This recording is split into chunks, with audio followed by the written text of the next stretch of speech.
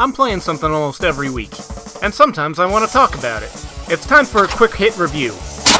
Or a vertical slice, if you will. So stick with me for some lightning reviews. This week, on the chopping block.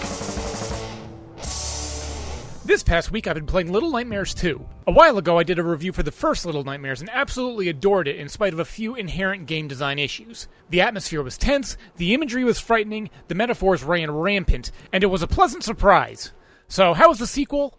More of the same. Does that mean I like it? Now let me preempt some Little Nightmares defenders and say that I don't think the game is bad. It's just that in the context, it can't have the same impact as the first one. The original Little Nightmares for me was a pleasant surprise. Now that I had an expectation, the bar was effectively raised, but instead of escalating or improving some of these significant features that I had the first time, it pretty much stayed the same.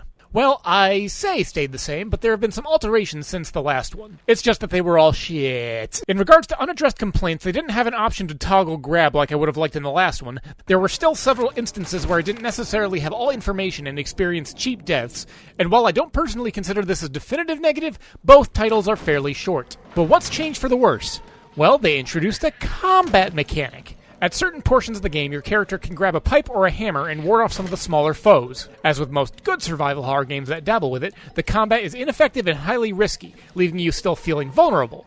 Unlike good horror, it's also mandatory. In the final stretch of the game, I also encountered some rather annoying environmental puzzles. Eventually, I overcame through trial and error, but for that to be the last thing I experienced, it definitely leaves a worse taste in your mouth than the previous entry that left you with a racing pulse and hyper-analytic mood to try and figure out what was going on. To its credit, I didn't walk off as many ledges, so they may have geared it to be a little bit more difficult to do so with the 3D platforming element. In conclusion, Little Nightmares 2 is more of an expansion than a sequel to me. An experience that can be summarized as an individual wanting seconds for a superb meal, but leaving themselves feeling bloated once they realized they had too much of a helping, and some of the food may have been left out too long between servings. Since Little Nightmares 2 left me feeling listless and unsatisfied, I decided to dive into something else as well. Reaching for another game that I heard was short but delightful, I looked into my digital copy of Thomas Was Alone for PlayStation 4. Gameplay is incredibly simple. You control various quadrilateral forms with different platforming abilities and solve basic puzzles in order to complete levels. Gameplay-wise, you can find more complex mechanics on old Newgrounds Flash games. The factor that makes this worth talking about is the introduction of narration and characterization of the assorted colored shapes.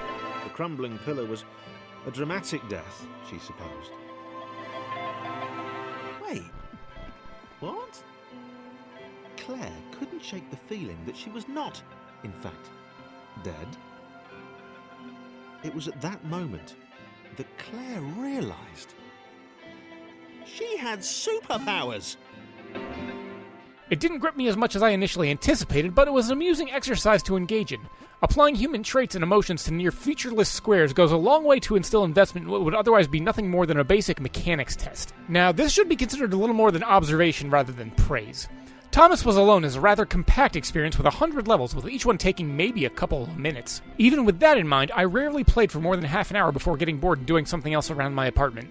I did complete it, but that was more out of an attitude of, well, I heard it's short, so I might as well see it to conclusion since I'm this far. Having experienced Thomas Was Alone, I can't say I hate it, but if I recall correctly, I got it for less than $1 in a Humble Bundle. So, about worth that, I guess. Right.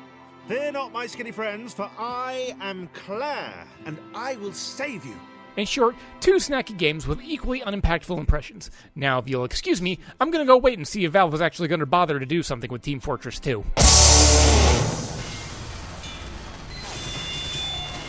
Ooh,